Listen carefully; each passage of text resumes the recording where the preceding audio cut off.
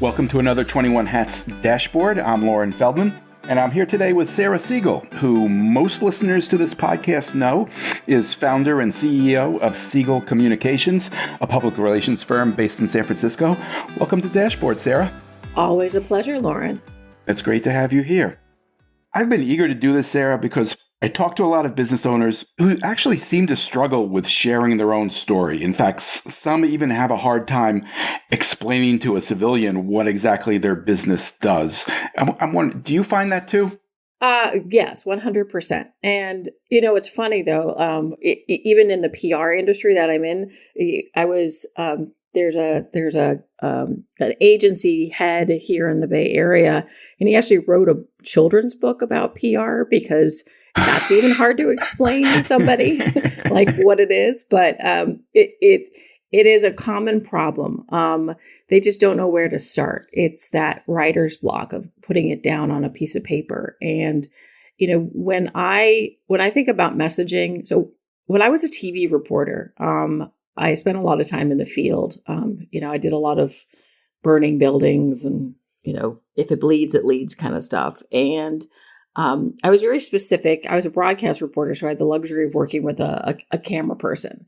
And when I would go out to do my stories, my job was just to listen, and ask the basic questions. But my goal as a reporter was always to take the seemingly complicated and make it digestible. And so when you're looking at your message for your brand, the easiest, and I'm sure everybody's heard this before, but think about talking about your brand to somebody who may have no visibility into what you do, right? So this could be your kid. For me, it's my grandmother. If I can't explain it to my grandmother, then I have done a terrible job.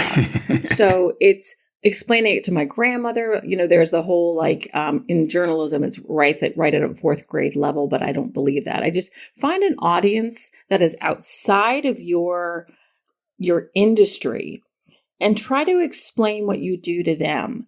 And that's going to be a good starting place for where you should start your messaging. And then you get into the whole, okay, what's my elevator pitch? Can I say what I do in less than 3 sentences? And then you get into creating things like your boilerplate, which is you're a little bit longer. It talks about, why you started what you're doing and what your goals are and all of that kind of stuff. But really, if you think about it in the most basic sense of a very simple audience, it can get you started. And getting started for any writer or any person working on messaging is really the hardest part. I think that's a great suggestion about thinking about how to explain what you do. But I think kind of the next step is, all right, I can explain what it is my business does, but what would other people find interesting about my business? How do you try to answer that question? So when we work with a client, we're working with them on their message, which is their baseline message, right? But that message may vary based on their audience. So we were talking to having a kind of a side conversation with a member of the 21 Hats community who operates a business that creates the Morgan Square, which is a very specific tool for carpentry. So we're having a good conversation with her, and the conversation basically is, yes, this is the tool that you do, you created. It solves a problem that people, first of all, didn't know existed, which is the best kind of problem to solve, where it's a time saver. It does all these things. But who are your audiences? Yeah, your audiences may be somebody who works in woodworking, but you also have an audience who may be interested in your entrepreneurial journey, right? So those are going to be totally different things that are going to be, and it's going to have a lot of different components that are interesting to each audience. The trade publications are going to be interested in the application of it, the time-saving aspects of it, the manufacture, the availability, the different SKUs that are available. And then you're talking about the entrepreneurial journey.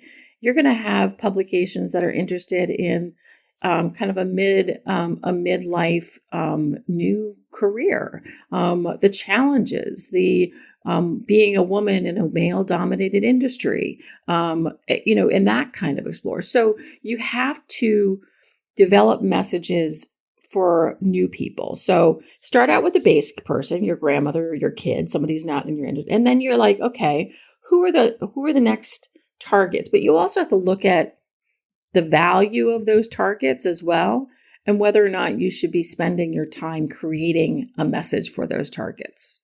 I can talk a little more on that. Well, let me ask you this. I've talked to a lot of business owners through the years. I've been doing this for more than 2 decades somehow. I've come to believe that pretty much every business has a story to tell. And no matter how boring that business might seem to some, even to the people who work in it, there's something different about just about every business. It sounds like you agree with that. Oh, 100%. I totally believe, not even every business, but everybody has an interesting story to me. Like I've always wanted to whether they know it or not, right? Yeah. And most people don't know it. And it's interesting because I think as a reporter, like my husband would always make fun of me because we'd go to cocktail parties and I'd get in a conversation with somebody and I'd be just sitting there asking them questions. He's like, you're being a reporter. I'm like, but I want to know about them. I know about me. I don't need to talk about me. I know about me. I want to learn something from somebody else. But yeah, I believe everybody has and here's the thing, one of the big mistake I see with companies is they think the story should only come from the owners of the business. And we work a lot with businesses where we're like, okay, that your owner has a lot to say about the business, but what about the other people that are involved, right? So we work with a nonprofit and they have a kitchen that provides 2,000 meals a day to people that are dealing with homelessness and low income. And we're talking to them and it's like, yes, you have the head of the company, the organization, and he's a very wonderful, inspiring person. But can we talk to the chef? Because the chef has an interesting story.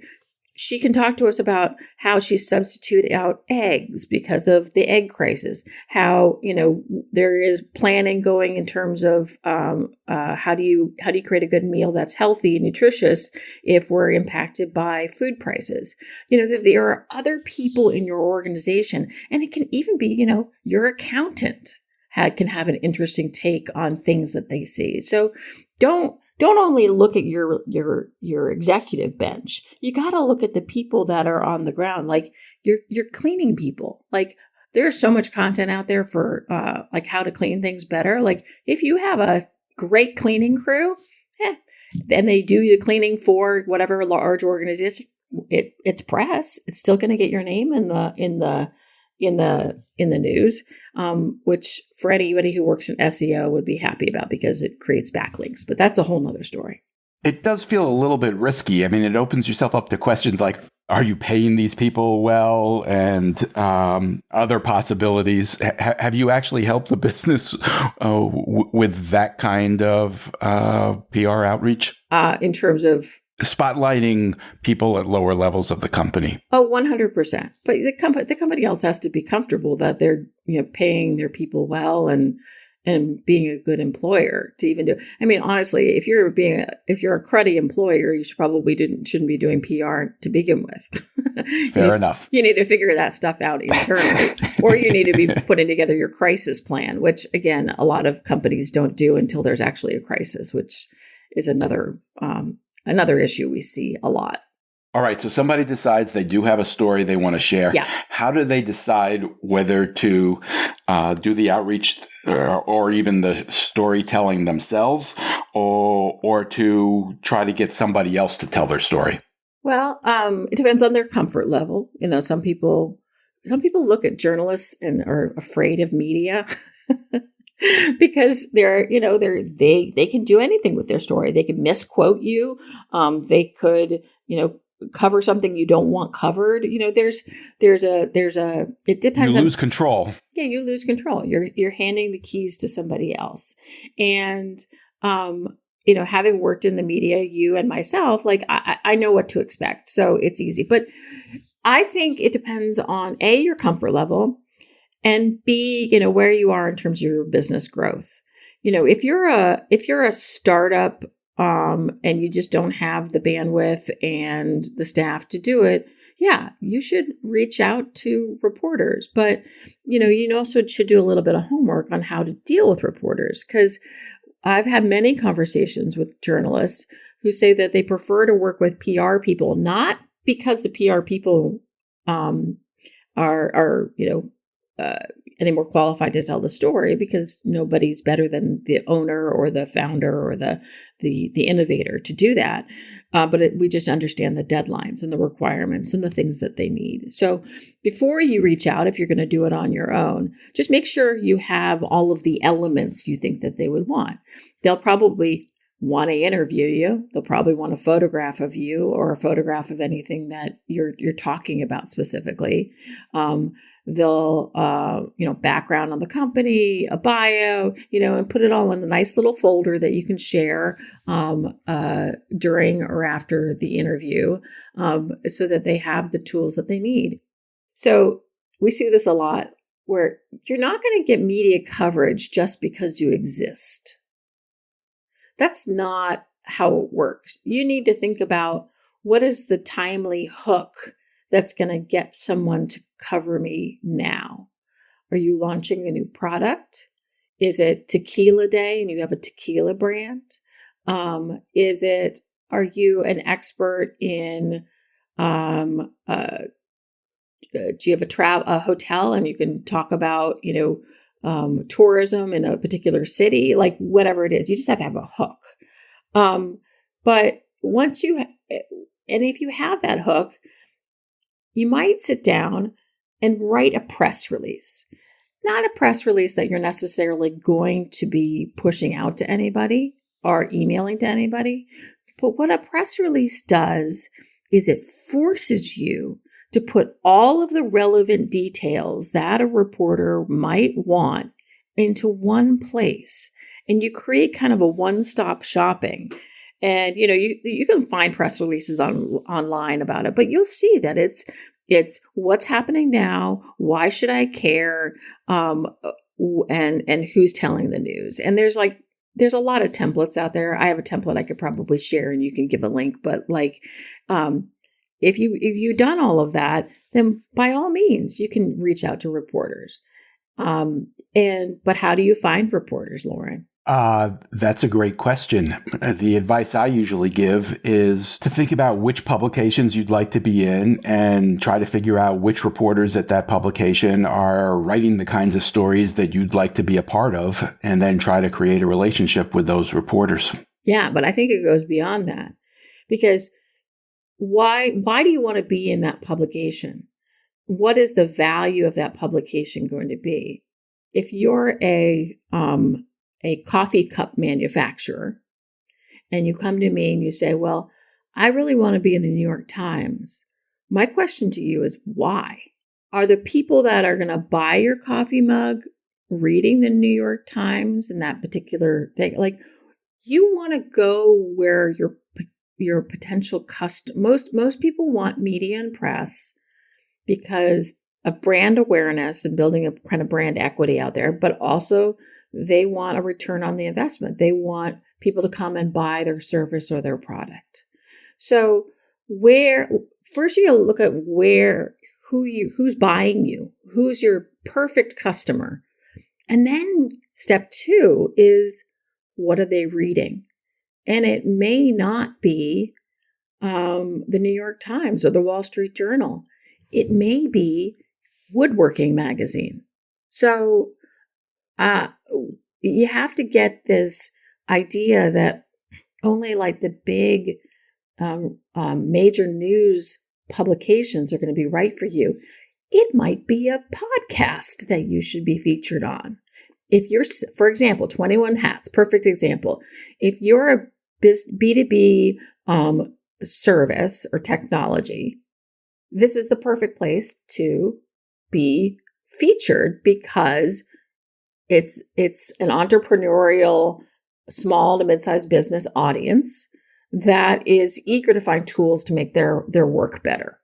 So you need to, it could be a podcast, it could be a blog, it could be a Substack newsletter. There's a lot of different places out there.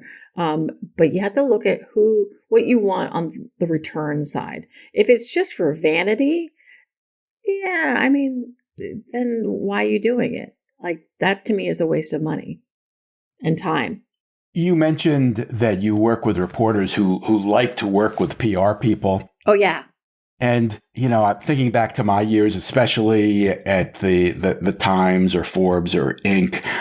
That was certainly true of me, but only with a very exclusive group of public relations people. I mean, if I heard from you, that would have been an email that I would automatically pay attention to, and I would welcome that because I would know that the person that you were calling my attention to would have been well briefed and would know how the game is played, and that it would all be handled professionally.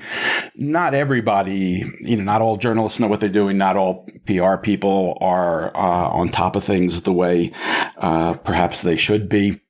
The flip side of that I found is that if it wasn't coming from a PR person that I had worked with a lot and really trusted and really knew, I tended to be a little bit more skeptical, and often that skepticism was rewarded. And I found that the people that they referred to me, they'd been briefed in a way to just tell the story they wanted to tell, and they didn't really want to answer the questions that I wanted answered. And I found in those situations, I would prefer to just have somebody deal with me directly. And I had a lot of great relationships that grew out of someone reaching to me one-on-one directly and saying, here's what I'm doing, here's my story, are you interested? And it led to relationships that lasted a long time. Well, I mean, that goes back to like saying that you have to be ready for it. And you have to be, because nobody's gonna, if you go and you have an interview with a reporter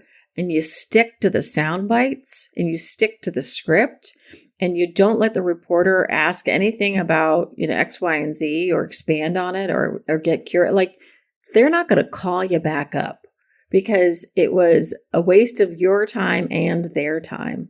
Like, you have to be ready to kind of open up yourself for any kind of question. And I actually think that there's another thing that people should consider is that if you find those journalists that you really want to cover you, don't expect them to respond to you after one email. There's a craft to it where sometimes it just is a slow roll where, okay, I'm going to introduce myself in this email, and then I'm going throughout the year find moments to update that reporter on something else that my company is doing. And it may take 6 months to get them on the hook. Or, if you're not sure if they're the right reporter to cover it, some reporters will respond to you and say, hey, this is not, something I'm going to cover. And then you move on, you find another target there because every publication has a great bench of different journalists that you can reach out to. So it may not be that particular reporter. So you just need to be able to switch gears, but don't expect to be in the limelight the first time you reach out. I think that's great advice. I think one of the biggest mistakes I saw people make when reaching out to me and other reporters is that they viewed pretty much every interaction as transactional. Yeah. I want you to write about me. Here's what I've got. And the relationships that I developed that turned into stories that I think work for me as a journalist and for the subject grew out of conversations that were not transactional. They were with somebody who was eager to do what you just described, to kind of develop a relationship and be helpful at times, even if it didn't provide any advantage necessarily to the business of the person involved, but it built the relationship and eventually led to something. Yeah, yeah. And it doesn't, like in every email or outreach that you have to a reporter, it doesn't have to be about your business. It could be, their beat, right? And they're, if they're on a particular beat, they're scanning the different other trade publications and they're seeing things, but you're on the front lines of stuff. So you may see something that they don't see and just, hey, flagging this for you because I know you cover it. I have no relationship with it, but I just thought that it might be interesting to you. Give them other stories. And then they're going to start looking at it and you'll be like, oh, okay, this person's kind of selfless. They're interested in the industry. This is a relationship I can kind of build on. Follow them on their social media feeds and comment. Like if they have a LinkedIn profile, follow them and comment on some of the stuff. Build a relationship there. If they're on X or if they're, Instagram's a little more personal, so I wouldn't recommend that necessarily unless they're lifestyle. But interact with them and develop a relationship that way. People see when you're trying to build something with them, and eventually they're going to open the doors and have a conversation with you. What do you think of people who want to try to write and tell the story themselves, whether it's through their own podcast or through a blog or a LinkedIn or one of the contributor networks like Forbes or Harvard Business Review or Inc.? There are a few others. Mm-hmm. How do you approach something like that? When we work on bylines, the first thing we look at is we'll start with the publication and be like, okay, what does the publication look for? Like Business Insider, for example, it's kind of like news you can use. They do a lot of like top 10 things I learned building my business from $1 million to 10 million or whatever it is. It's what I learned along the way. And with those publications, most of them are going to want to hear about your mistakes and the lessons learned. They don't want to hear everything was a bed of roses and you've never made a mistake. They want to hear the real life story of how you went from, A to Z over a period of time. That's what's going to be most interesting to them. And you'll see that across the board. Or if you're not interested in sharing that kind of business growth and story, do you have a specific passion about an aspect of what's happening in the news cycle? Liz is a perfect example of it with CityBin, where she creates a product that solves a problem for waste management in major cities. But she's also impacted by tariffs. So she's out there talking about tariffs, and she doesn't use a PR person. She does it herself, even though she knows me. And that's fine. And she does a great job. And I know that she's at I know that she can do it really well. And here's the other thing is that, you can do it yourself, but then you have to come to a point in your business where you have to make that decision of, it's a lot of work. This is not something you do on like a Tuesday every 6 months. This is a consistent amount of work. And so at some point in your business adventure, you need to look at yourself and go, is this a good use of my time? Should I personally be doing this, or should I be going to the trade show? Should I be going and to this conference and meeting with people? Should I be spending my time in a different way? Still doing the interviews, but having somebody else do that kind of back end work. And that's a hard decision because you have to make an investment in it. But if you find the right agency to work with, they should be in the kitchen with you, developing things and being very transparent with you and really helping you craft that story for new audiences and asking you lots of questions. But there is a time in your business life cycle that you need to think about, okay, I shouldn't be doing that anymore because I get paid too much. When someone comes to you and they have dreams of being featured in a high profile publication, whether it's the Times or the Wall Street Journal or a magazine, whatever it might be, and that doesn't happen overnight, but they start getting interest from publications further down the food chain. As you mentioned before, it could be a podcast. It could be a local business journal, whatever it is. Do you sometimes have trouble convincing them to play along with that publication that's further down the chain? I don't know that I have trouble.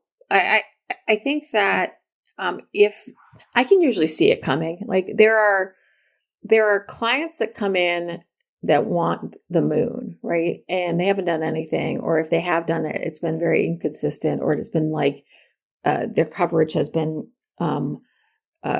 linked to some sort of big moment that they have, but they expect to have coverage regardless of big moments because, well, we were mentioned in ink once. Well, I'm like, that's great. What are you doing next that we can get new coverage for? So I look at communications and media relations, all that as a snowball, where if you do it, you're going to start small. And then you're going to start building that until you have a large snowball that you can kind of build upon.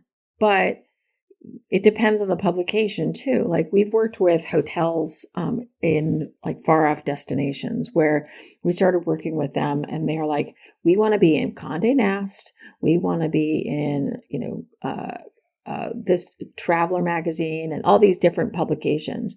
And we're like, that's great. That will take time.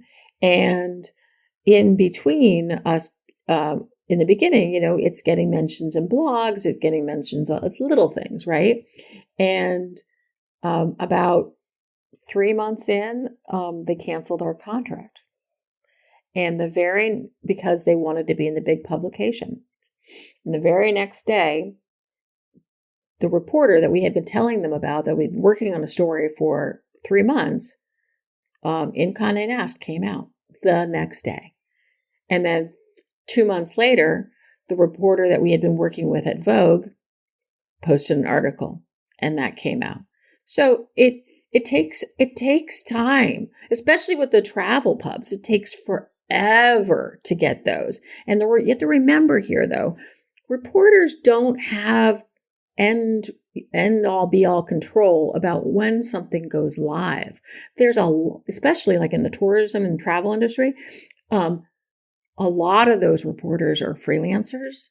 And so they write their article and then the publication date is really based on whatever the editor or the in-house team decides. So you have to go in and you have to be patient. So take the little stuff because also the little stuff is going to help you prepare for the big stuff. We'll meet people and they'll be like, I want to be on the Today Show or Good Morning America. I'm like, okay, well, have you been on television before? No. Okay, let's start out with doing some local news to just get you used to it. Do a little bit of media training and get you comfortable in that space because they go on it and they're like, they get nervous and they talk too fast or they don't hit their messaging points or they cut off the broadcasters who's asking the questions. And I'm like, you don't want to do that when you're on the Today Show. You want to cut your teeth in the smaller stuff. So the small stuff it's going to help you cut your teeth. But also you have to remember that some of that small stuff is actually more value than the big stuff because the small stuff has a very dedicated audience and may actually be the people that are going to buy your product. If someone is thinking about hiring the services of a public relations firm, can you give them some sense of what they should expect to pay for that? Oh, for sure. So if you're really kind of in the beginning parts of your business and it's like you, maybe a couple other employees and a wall and that's it. And you may not be ready for an agency. And that's just full transparency. You may think about hiring on an independent contractor. And there's a lot of great independent publicists out there. I redirect people to a variety of those people all the time. But if you go into an agency, the benefit of an agency and our best clients are the clients that don't just have us do the media relations. They have us do their influencer relations and their social media, because these three different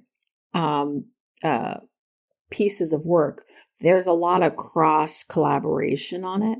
So like we land an influencer, we want to make sure to do a collaborative post on social, then they're reposting it in our own feed. And like there's a lot of kind of overlap across these things, or like I get a coverage for them in a publication. We want to highlight that on the appropriate social media feeds. We want to do some thought leadership and make sure that the owner of the company is reposting it on LinkedIn with a comment. So we're drafting that. If you work with an agency, I'd highly recommend trying to find an agency that can do a little bit of everything and give you a nice package. So a small if you're kind of a small to mid-size business, and this may be just because I'm biased, but I would work towards finding a relationship with a small to mid-size agency, because going to one of the Goliaths, you're going to pay through the nose. It's the same same work, but you're going to be a very small fish in a large pond. If they're doing work for McDonald's and you own 3 chain restaurants, you're not going to get the level of leadership on your account that you might get if you were McDonald's. Price wise, if that's what you're asking, for an independent contractor, I would expect to pay anywhere from $125 an hour to $200 an hour, depending on their experience. If you're working with an agency, I would expect to start at minimum $2,500 a month. And that's literally for baseline PR for one business. And that's baseline PR. That means that they're, just reaching out. And that's going to be, you have to be comfortable with the slow roll, because there's only so many hours they're going to spend on you as a client. Our sweet spot is more in the 5 to 10K range, where we get to do all the things. We get to do the influencers, the socials, and the PR. And that's where we see the most rapid growth. But if you're looking just to kind of entry in it, you're in that smaller range. And then if you're a larger company, you're looking at retainers that are between $10,000 and $25,000 to begin with. Got it. Sarah Segal is founder and CEO of Segal Communications. Thanks for taking the time, Sarah. Lauren, always a pleasure. Thank you so much for having me. Have a great week, everybody.